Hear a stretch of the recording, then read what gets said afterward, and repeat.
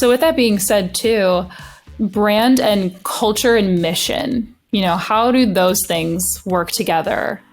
So anybody that's on my team or that works with me, they've heard me say this a million times. A brand is a promise. It's made to a customer. It's built up over time through consistent communication and delivery of that promise. And that's my core philosophy there.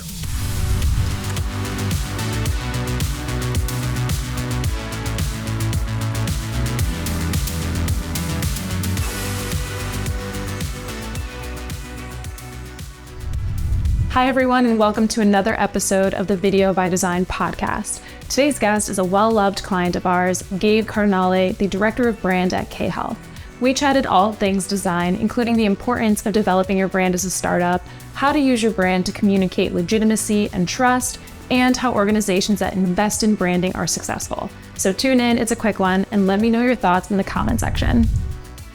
Welcome, Gaeb Cardinale of KHealth. You are the Director of Brand over there. And this is a super important conversation for me because it's not just about style. It's about who the brand is, what they say, your mission, and all of those things. So that's the conversation that I would love to have with you today. So if you can give us a brief background of your professional career. I know you are a fellow film school student, and now you're doing more design work and consulting. So if you can just give a little bit of history to how you came to be where you are.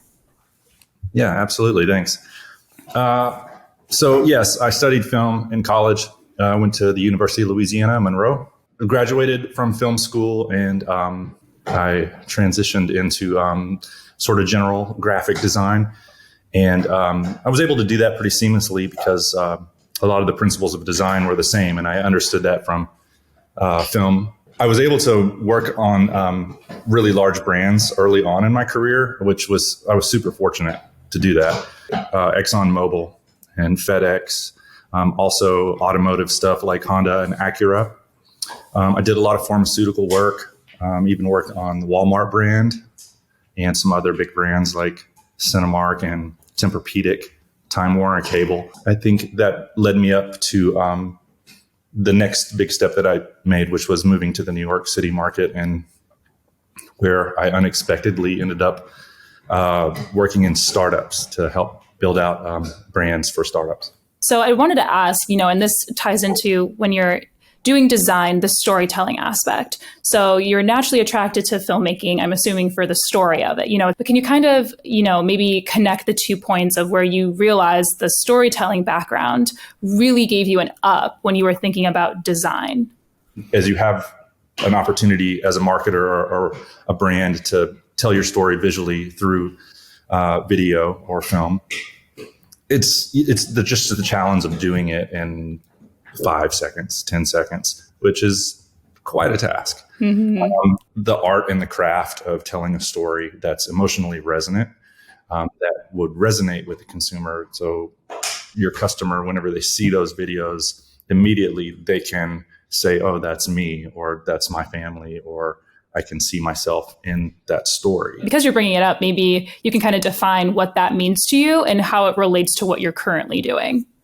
Yes. I mean, people are bombarded with imagery and videos all day long. Someone who's tasked with making content that's going to cut through the noise and the chatter and actually communicate to somebody or convince them that they want to do business with your brand, or very importantly, that they can trust your brand. I think, that's the tool that you use is the emotional resonance. You have to break it down to understanding exactly who your target demographic is and having a super strong understanding of what those different personality types are. We spend a lot of time on the brands that I work on building out the brand strategy, trying to figure out exactly who the target demo is, and then building out personas, build them out and give them a cool name and try to pair up imagery with them so the team understands, hey, this is what John looks like. He's this age. He lives in this type of neighborhood. He probably drives this type of car. But you build these personas out, and then you build out the creative. And then, on the platforms that you built this out, you can test and see which of these creatives are doing the strongest, performing the best. And then you have a pretty good idea of who your target consumer is at that point and that's who you aim for. Coming from also a storytelling filmmaking background, I'm all about the emotion. I'm all about the story. I'm all about like building and creating this world. But also when you transition into doing, video content for marketing and trying to tell a message in marketing, you have to have those components of, is this actually reaching the people? Is this actually like helping achieve a business goal? But I think sometimes we're so focused on the data and the whole like analytical part of it. But you mentioned the emotional resonance. Like, let's be human. Let's sit down. Would I watch this? Would this make me want to buy this? What do I feel about this? What would my mom feel about this? What would my friends feel about this? Like, that seems to be kind of what you're talking about here, of like considering that within brand and design, especially for something like KHealth. It's a health brand. People want to feel good. People want to be healthy, and making sure that you can resonate emotionally. It's a really big part, I'm assuming, for many health and wellness brands. I think it is, and should be if it's not. Mm-hmm. And just another thing on the sort of the data side there, you have to use the data and the analytics to sort of see which creative is working the best. But you should also always try pushing into sort of the new targets and the new demographics that you aren't hitting, and give them just as much effort. You work for like KHealth, which is like telehealth is a really big thing now ever since COVID. It's super important. It's growing. It's expanding. It's so much different than traditional healthcare. So can you dive into, legacy healthcare brands, like about them using data, maybe do B2C messaging, using CRMs, is there kind of like a road bump you've experienced maybe with some like more traditional brands, like through your consulting, that are stuck in those older ways and are having a hard time implementing these new processes or these new insights? Yeah. So the larger hospital systems, the larger healthcare providers that are a bit more traditional and legacy brands, post-COVID, they have a problem with being able to address giant pools of people that need healthcare. They can't get around to it because the infrastructure is not there. The telehealth model has been super helpful in addressing so many things for people who have urgent care needs, as well as, long-term primary care treatment. People don't need to go into a brick and mortar office or location to see a doctor to get quality healthcare.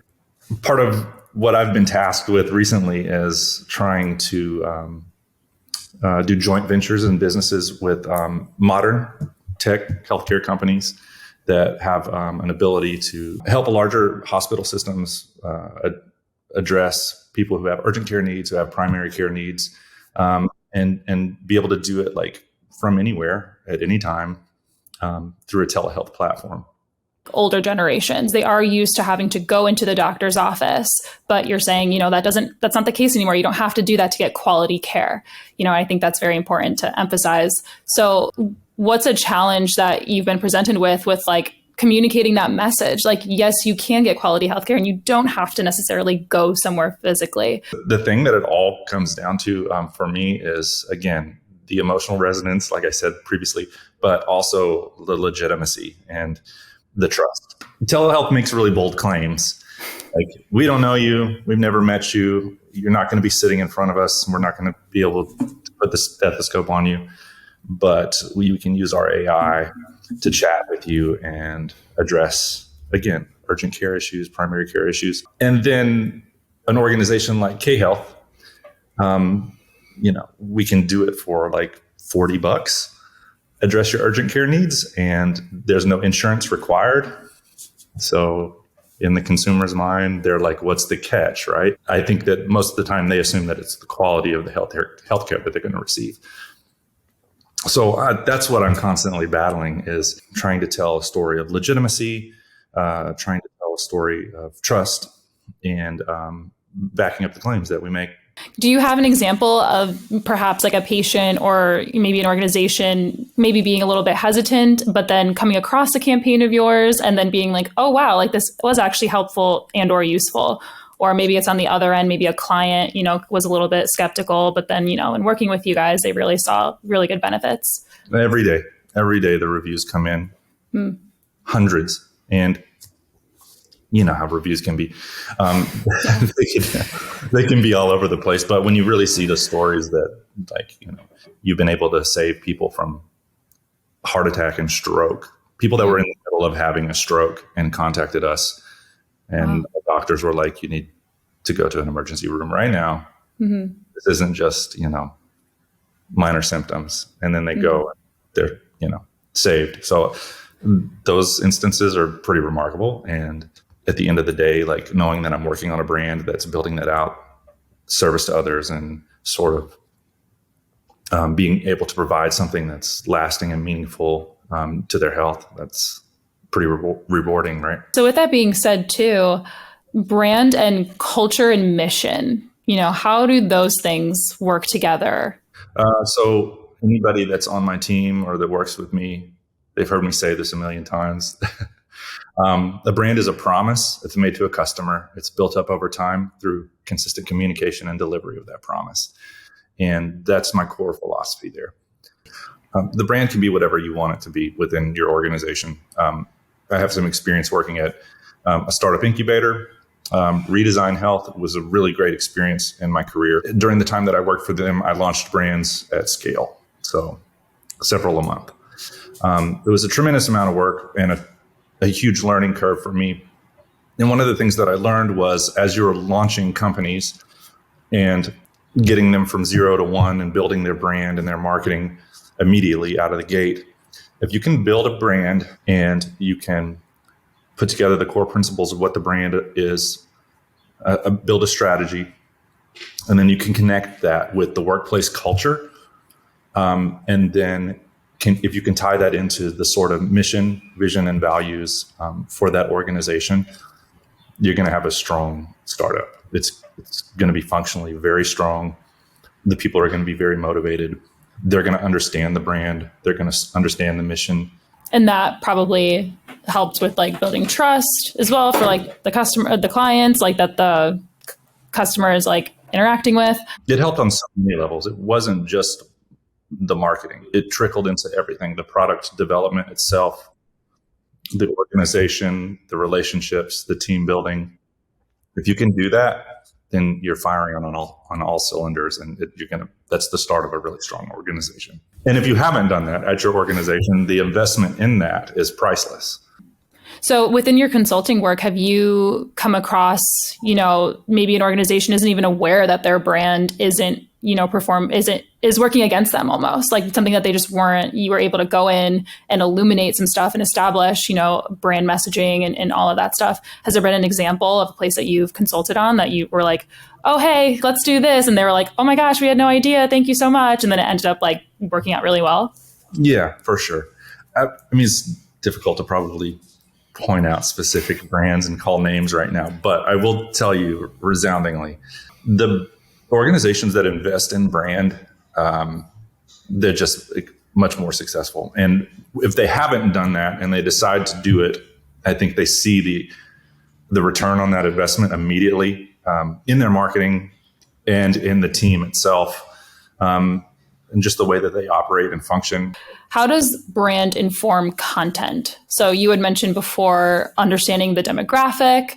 You had mentioned something in our previous conversations around design fidelity. Can you elaborate on that? Yeah, I mean, I think at the core, there needs to be a strong brand identity and a set of guidelines and standards that are rigid and stay in place. And that's everything from your core messaging and the verbiage, the copy that you use, the use of typography, motif, other design elements. You lock all of that down from the get-go, and then you have a system that's sort of in place. It never really has radical changes to it so much until maybe you go through a rebrand or a refresh, but you keep the creative consistent from start to finish. The unlock there is finding the talented designers who are hungry, finding talented writers who are very rooted in their craft, they're passionate about it, giving them the space to do the work that they want to do within the constraints of a design system, helping them rein it in, giving them the freedom and the encouragement to grow, teaching them how to present work, how to use their language to communicate to teams why they made the decisions that they made. It's not about the work so much as it is the people that you meet and the relationships that you make. That's what matters. And if you can establish that with your team, lead within the sort of mission, the vision, the values that you have built for the brand, for the organization, that's where I found that the best fidelity comes at the end. So building, thinking like in-house, like really the team, like connecting with the people that you're trusting and you're working together in this collaborative environment. And that's a good point, because I think even me, I might be guilty of this. We're always so focused on looking outward to the customer, the client, the consumer, and we're not paying enough attention to the people within the organization that are working with you on a daily basis, trying to hit the same goals, trying to talk to the same people.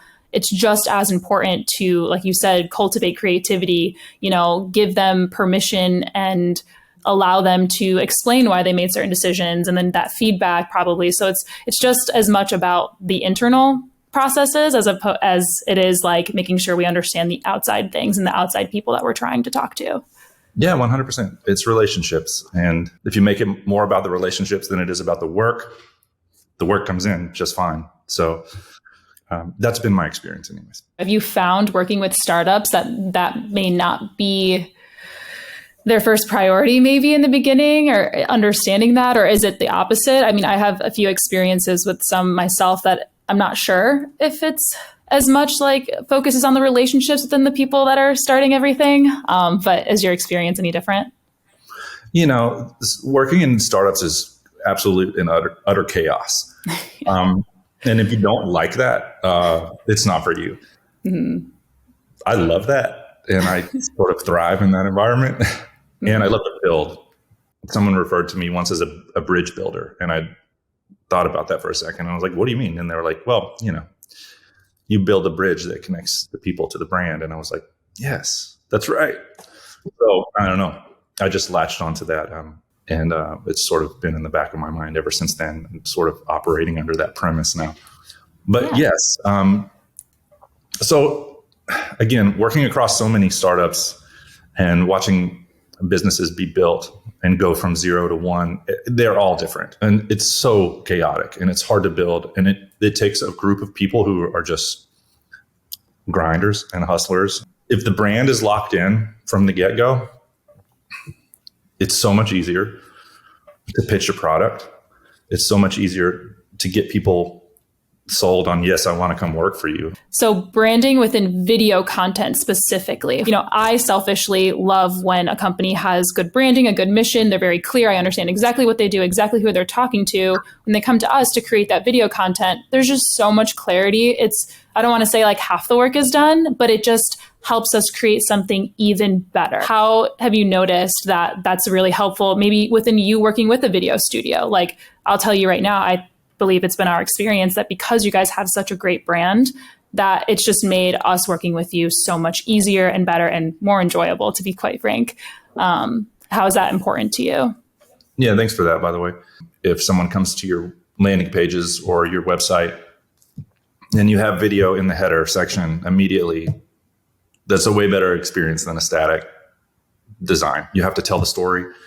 It's got to be emotionally resonant. It's got to be creative, and it's got to be eye-catching and fun. And you have to do it in such a short time span. Again, that's not easy to do, but if you can do it, you're going to create the emotional resonance. People are going to go to your landing pages or your website. So especially probably within healthcare, going onto a landing page where there's just a bunch of doctors in like a hospital like wing and everyone's smiling, looking super healthy, probably isn't going to relate or make them feel like they're heard to a patient as much as seeing someone. Like, I'm thinking of some of the things that we've shot with you guys, like seeing someone looking up their symptoms if they're not feeling well sitting on the couch, or they're trying to have their coffee in the morning and they're, feeling certain things, and seeing those like literally 5-second loops is like, oh, I was doing that yesterday. Someone going onto that page might be like, that was literally me yesterday. And it's already creating a connection, consciously or subconsciously, so that's super important that you realize like, it doesn't have to be this, it doesn't need to be, a super long video going super in depth. It can be powerful, short and quick, and that can reach the audience and build trust like within a second. It's super cool. That's the ticket. And healthcare is notoriously bad at doing these sort of things. It's terrible. Some of the worst websites I've ever seen came from large healthcare organizations. But it comes back to that legitimacy factor and the trust. You can build that with video so much easier than I think you can with just static imagery or your placeholder stock images that, you bought off a stock website and you're putting those into your design. It looks terrible and it's not communicating anything. Yeah, it's not as genuine. And you need that when it comes to healthcare. What is KHealth doing that truly is, coming from that emotional resonance place, really disrupting the space, using video, using branding? What are you guys doing? When I came into KHealth, we were very focused on the direct consumer space, then being able to reach out to people in the market that needed urgent care needs. That was an immediate thing that I wanted to address. So a lot of the work that we did with Union Productions was in building out a vast video library of, again, this content that is emotionally resonant, that speaks to, hey, this is the target demographic dealing with sinusitis, dealing with upper respiratory infections, building out these scenarios, these video scenarios, and this video content to communicate those sort of condition-specific scenarios. Can you go a little bit deeper on the idea of why it's important to build trust and legitimacy within the telehealth space? It's new, it's different, there's different demographics that are engaging with it or maybe not engaging with it yet. So why is it so important? Yeah, just building the trust and legitimacy is everything for the brand. That's at the core. I don't know that there's anything more important that you can do. This is more important than the actual aesthetics of the brand and the way things look. This is core brand strategy here. Legitimacy, trust, and that sort of emotional resonance. If you can hit on all three of those things, those are the most important brand investments, I believe. That's at the root there.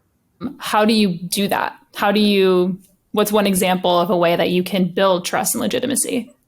Yeah, in the language that you use, in your abilities to sort of tell stories around the target demographic, having a standard design system that always looks cohesive from one platform to another. That the experience always feels the same when you go from the ad to the landing page to the product. It's all seamless. It's easy. It has as few clicks as possible, and it all looks united and uniform. All right, Gabe. Well, we know where to find you at KHealth, but are there any other places our audience can engage with you, see what you're up to next, what you're working on? Yeah, sure. I have a website. It's gaebcardinale.com, and I'm on the Instagrams. All right, Gabe. Well, I really appreciate our conversation today, and it won't be the last. Yeah, I appreciate it too. Thanks so much. Looking forward to it. Bye.